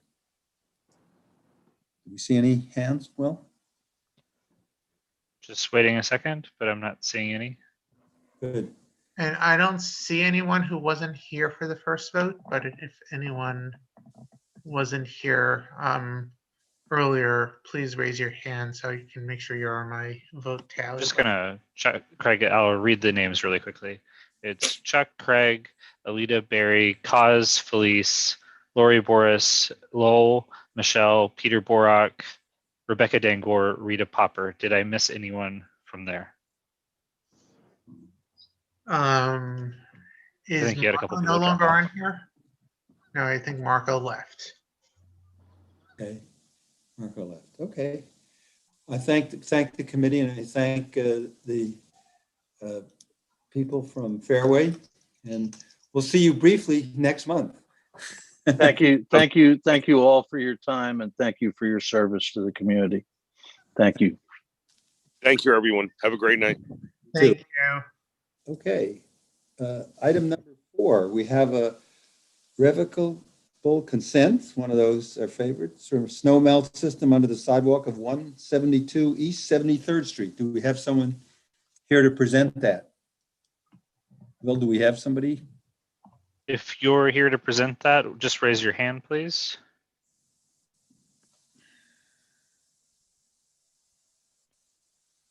I know they did flyer, so. They're not here?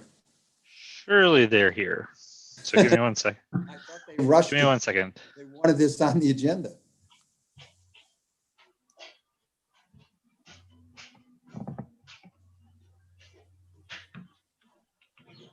Do you see a Julie Hoffman or Sonia or an, yeah, those are the names. Are they here? I'm not seeing them. No, it doesn't look like it. Okay.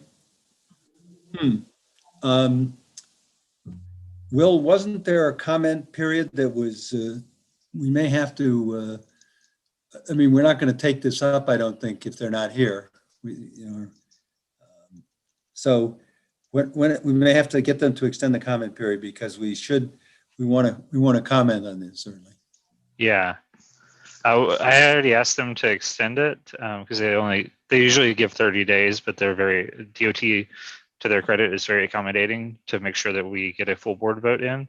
So if I just sent the group an email who were on the application, If nobody joins by the end of the meeting, All right. I'll reach out to DOT, and Colleen's on as well. We can make sure that they don't move forward with it until somebody attends our meeting. Okay, we'll go on and see the next item on our agenda is any DOT updates. I don't know whether Colleen has anything further to add. Hey, regarding the revocable consent, Will, if you can just send me an email, I can find out if we can grant them an extension. I don't think it will be a problem. So we can definitely look into that. The only thing I have to say and report on is that this month we gave a presentation to the borough president on our DOT's master plan. And Will has reached out to our office to inquire about a presentation. So Will, I will get back to you about that, and I'll keep you posted on when we will come to the community board. Good, thank you. Thank you, Colleen. You're welcome.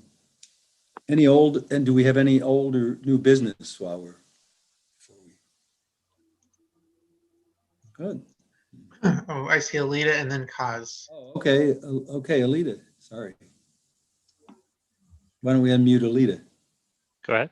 Thank you. I would like to ask if this committee could take up the idea of regulations for those little mini motorcycles that are riding on the sidewalk and not following the traffic rules for the most part, going through red lights, going the wrong way. They're not pedals, they're not people powered, they're gas powered.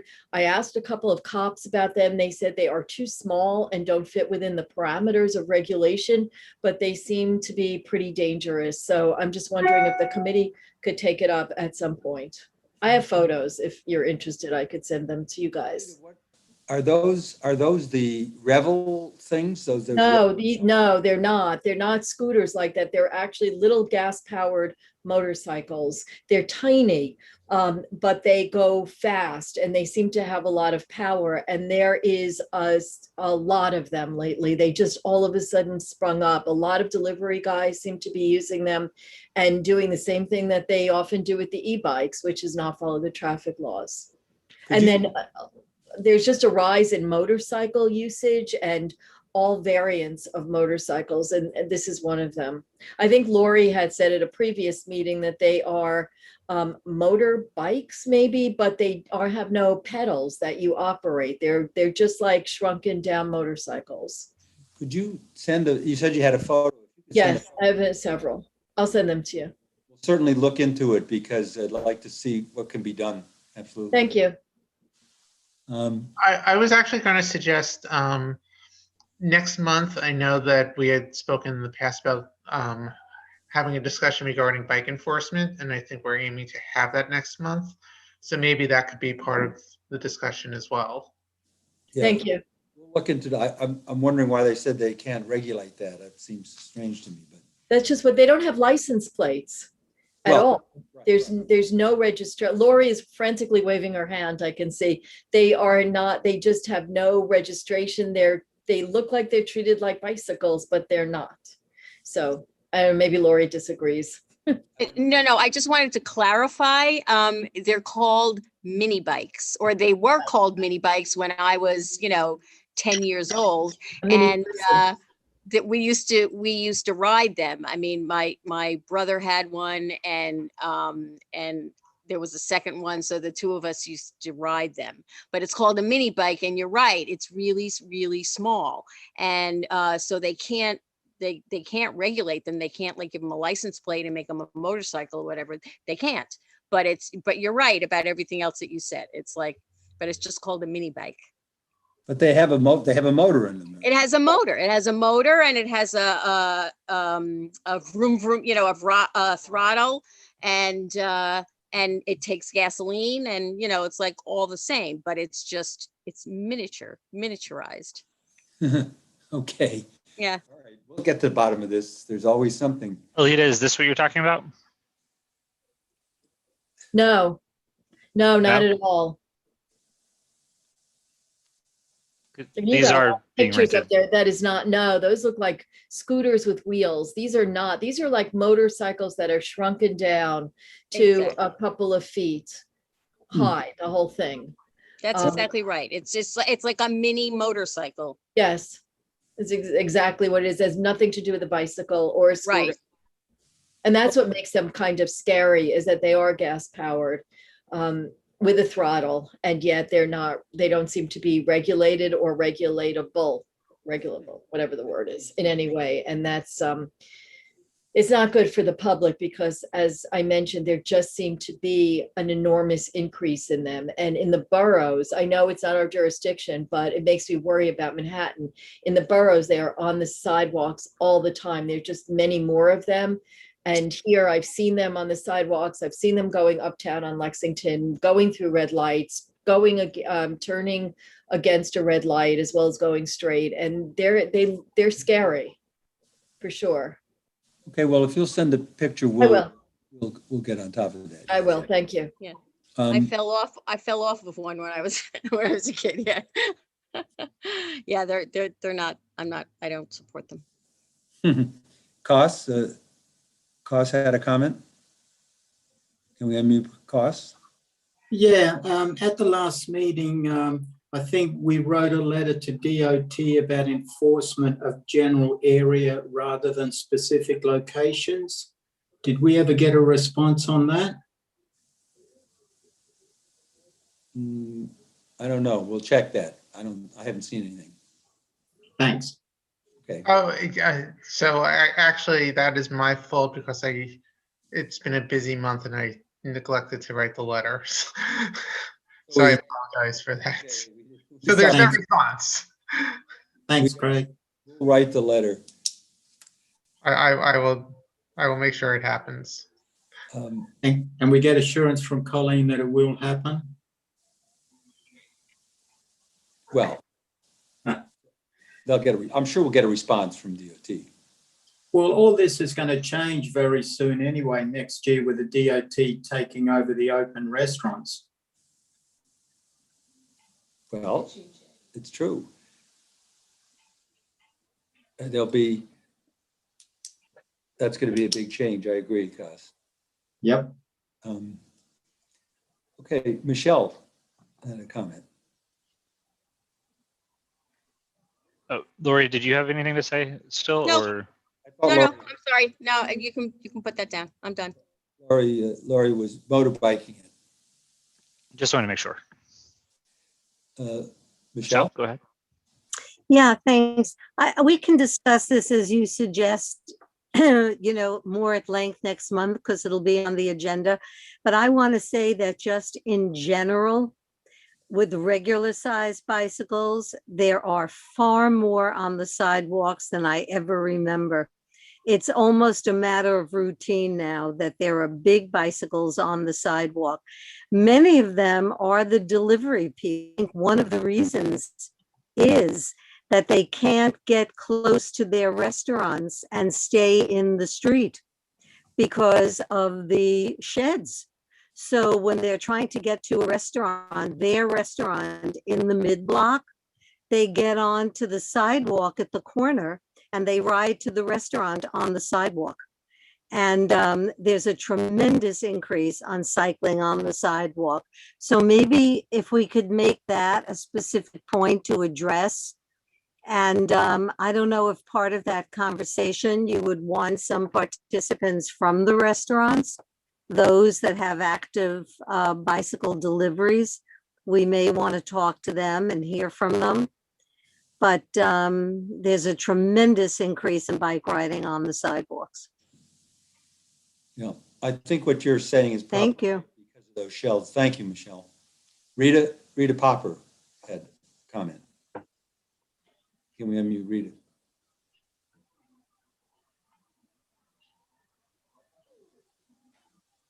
There is a tremendous amount of motorized everything on the sidewalks, motorized scooters, motorized skateboards, motorized bicycles, and now, as Lita pointed out, motorized miniature motorcycles. Where should the people walk? I mean, it's almost like the Wild West. Are there no regulations that can be put into place so that we know where we're walking and where they're walking. I mean, you don't see a motorized scooter coming from behind you and suddenly it whizzes by you and you're lucky that it whizzed by you. So I don't understand this. I understand why people are getting motorized everything. They're not using, they don't want to bike. They want to get to where they want to go quickly. They're not obeying the traffic lights or anything. I've never seen anything like this. I don't know if there is a way to get an umbrella that